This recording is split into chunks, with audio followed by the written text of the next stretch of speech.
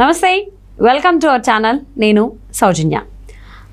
మంత్రి రోజాని iron leg అనేవాళ్ళు ఒకనొక టైంలో. ఇప్పుడేమో ఐరన్ టంగ్ అంటున్నారు. ఎందుకు అనంటే బండారు సత్యనారాయణ మూర్తికి పెందుర్తి టికెట్ రాలేదు కాబట్టి రోజా టంగ్ కూడా ఐరనే, సో జాగ్రత్తగా ఉండాలి అని అంటున్నారు. మరి ఈ అంశానికి సంబంధించి మనతో మాట్లాడడానికి, వారి విశ్లేషణని మనతో పంచుకోవడానికి ఈరోజు మనతో పాటు ఉన్నారు senior journalist, senior political analyst C S Rao garu ఉన్నారు. వారితో మాట్లాడదాం.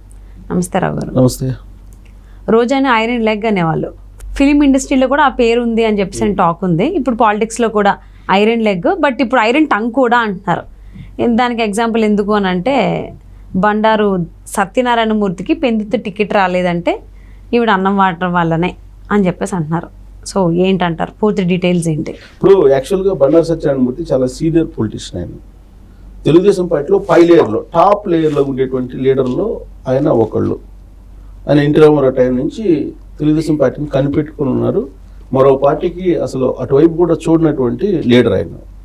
సరే, ఆయనకి ఈసారి టికెట్ లేదు అనేది అర్థమవుతుంది. అసలు ఆయనకి టికెట్ ఇవ్వలేకపోవడానికి కారణం ఏంటి అని అంటే కూటమిలో అడ్జస్ట్ చేయలేకపోయామని చెప్పి చంద్రబాబు నాయుడు చెప్తున్నారు. కానీ నిజంగా కూటమిలో అడ్జస్ట్ చేయలేకపోయినప్పుడు ఇంకొక ప్లేస్లో ఇవ్వచ్చు. ఇప్పుడు అదే యనమల రామకృష్ణ ఫ్యామిలీకి 4 చోట్ల ఇచ్చారు. మరి బండారు సత్యనారాయణ మూర్తి కూడా సేమ్ యనమల రామకృష్ణ బ్యాచే కదా, అంతే సీనియర్ కదా, మరి ఆయనకి అడ్జస్ట్ చేయాలి కదా, చేయలేకపోయారు. పెందుర్తి ప్రధానంగా ఆయన కాన్స్టిట్యున్సీ, అక్కడ ఇవ్వాలి ఆయనకి. అక్కడ అలయన్స్లో వెళ్ళిపోయింది, జనసేనకి వెళ్ళిపోయింది. సరే, దీంతో ఆయన టికెట్ రాలేదని చాలా ఆగ్రహంగా ఉన్నారు. చంద్రబాబు నాయుడు 2-3 సార్లు పిలిచి మాట్లాడినప్పటికీ కూడా ఆయనేమి సంతృప్తి చెందలేదు.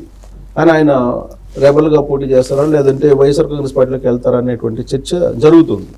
అసలు ఇంత ఎందుకు జరుగుతుంది అని అంటే యాక్చువల్గా బండారు సత్యనారాయణ మూర్తి ఈ ఎన్నికలకు కొంచెం 2 నెలల ముందు రోజాని ఒక మాట అన్నారు.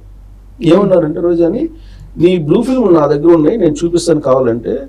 నువ్వు 1998లో నువ్వు నల్గొండలో ఎక్కడున్నావు కూడా నాకు తెలుసు. నల్గొండలో నువ్వు ప్రచారానికి వచ్చి అప్పుడు నువ్వు ఎక్కడ ఏ రూమ్లో ఉన్నావు కూడా నాకు తెలుసు అని చెప్పి ఆయన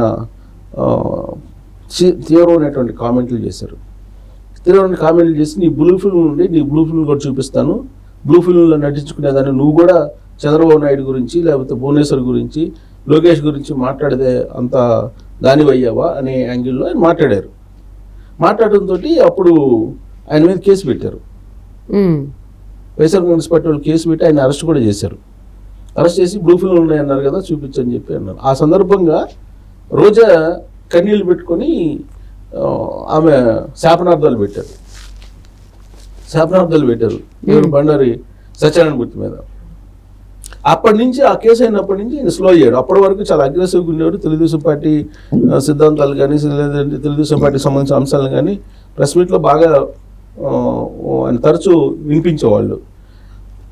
తెలుగుదేశం పార్టీకి పైగా కరుడు కట్టినటువంటి నేత ఆయన. సో ఆ ఇన్సిడెంట్ దగ్గర నుంచి ఆయన స్లో అయిపోయారు.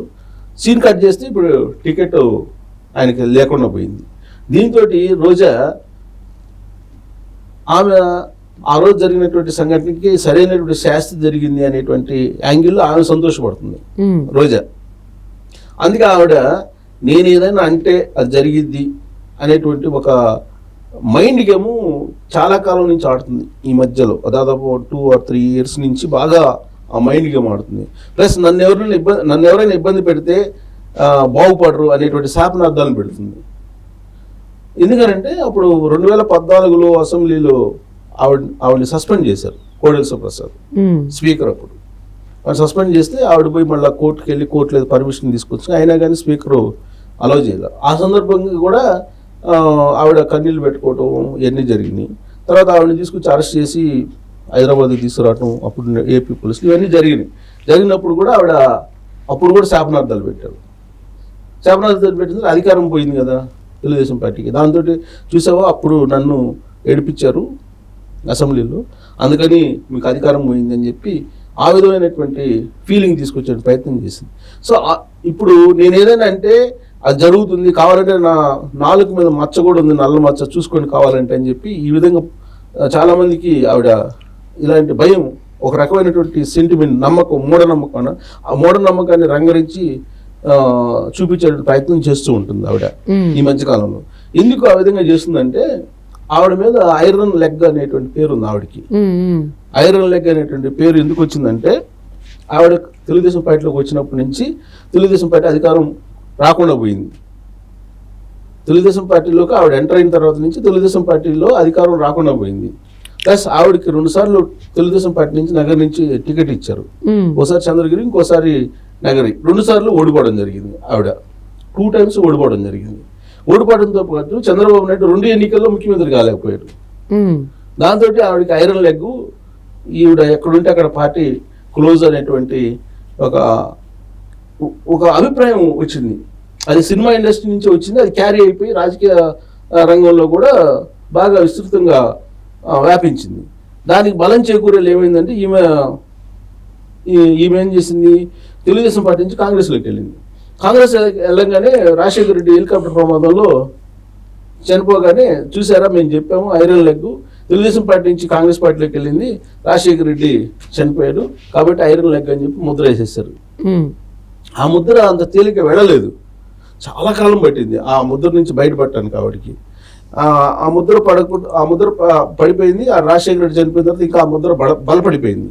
బలపడిన తర్వాత జరిగినటువంటి పరిణామాలు ఏంటి, వైఎస్ఆర్ కాంగ్రెస్ పార్టీ రావటం, మళ్ళీ వైఎస్ఆర్ కాంగ్రెస్ పార్టీలోకి ఆవిడ వెళ్ళడం, వైఎస్ఆర్ కాంగ్రెస్ పార్టీకి వెళ్ళిన తర్వాత 2014లో జగన్మోహన్ రెడ్డి అధికారంలో రాకపోవడం, ఆయన జైలుకి వెళ్ళడం, ఇవన్నీ ఐరన్ లెగ్ కారణంగానే అయినాయి అని చెప్పి అప్పట్లో ప్రచారం బాగా చేశారు తెలుగుదేశం పార్టీ వాళ్ళు. ఇది జగన్మోహన్ రెడ్డి జైలుకి వెళ్ళడం ఇవన్నీ కూడా సరే, అధికారంలో రాకపోవడం, తర్వాత ఆ ఫ్యామిలీ కొంత ఇబ్బందుల్లో పడటం అప్పట్లో, ఇవన్నీ కూడా బికాస్ ఆఫ్ ఐరన్ లెగ్ అని చెప్పి బాగా ప్రచారం చేశారు. ఈవిడైతే గెలిచింది 2014లో. సరే 2019లో కూడా ఈవిడ గెలిచింది. 2019లో గెలవడంతో పాటు వైఎస్ఆర్ కాంగ్రెస్ పార్టీ అధికారంలోకి వచ్చింది, జగన్మోహన్ రెడ్డి ముఖ్యమంత్రి అయ్యారు. అప్పుడు బయటకు వచ్చింది ఆవిడ.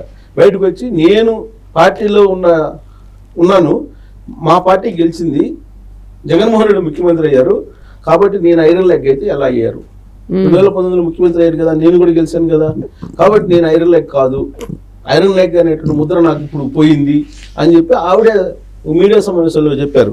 దాంతోపాటు మినిస్టర్ అయ్యింది. మినిస్టర్ అయిన తర్వాత ఇంక కన్నీళ్ళు పెట్టుకుంటూ నాకు ఇంకేం అవసరం లేదు, నా జన్మ ధన్యమైపోయింది, ఇక ఎలాంటి కోరికలు లేవు నాకు, నేను మినిస్టర్ అయిపోయాను, నాది ఐరన్ లెగ్ అనేటువంటి ముద్ర కూడా పోయింది అని చెప్పి సాటిస్ఫై అయింది. సాటిస్ఫై అయ్యి అక్కడి నుంచి ఐరన్ టంగ్ నాది అని చెప్పి మొదలుపెట్టింది. ఓకే, ఈ ఐరన్ లెగ్ ముద్రని తొలగించుకొని నాది ఐరన్ టంగు, నేను ఏది చెప్తే అది అవుతుంది, ఏదంటే అది జరిగిద్ది అని చెప్పి ప్రత్యర్థుల మీద మైండ్గా వాడటం మొదలుపెట్టింది. దానికి తగిన విధంగా ఇప్పుడు చంద్రబాబు నాయుడు జైలుకి వెళ్ళటం, రాజమండ్రి సెంట్రల్ జైలుకి, ఆ తర్వాత ఇప్పుడు పెందుర్తికి సంబంధించి ప్రత్యేకించి పెందుర్తి ఇష్యూ బ్లూ ఫిల్మ్లో ఉన్నాయని చెప్పి అన్నాడు కదా ఆయన, సత్యనారాయణ బండారు.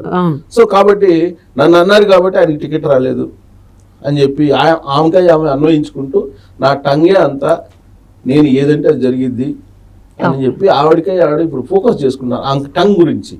సో మొత్తానికి రోజానే ఐరన్ లెగ్ నుంచి కాస్త ఐరన్ టంగ్ అయ్యారని చెప్పి చెప్పుకొస్తున్నారు అంటున్నారు. సో మరి ఈ అంశానికి సంబంధించి మీ అభిప్రాయాన్ని మాతో పంచుకున్నందుకు థ్యాంక్ యూ సో మచ్.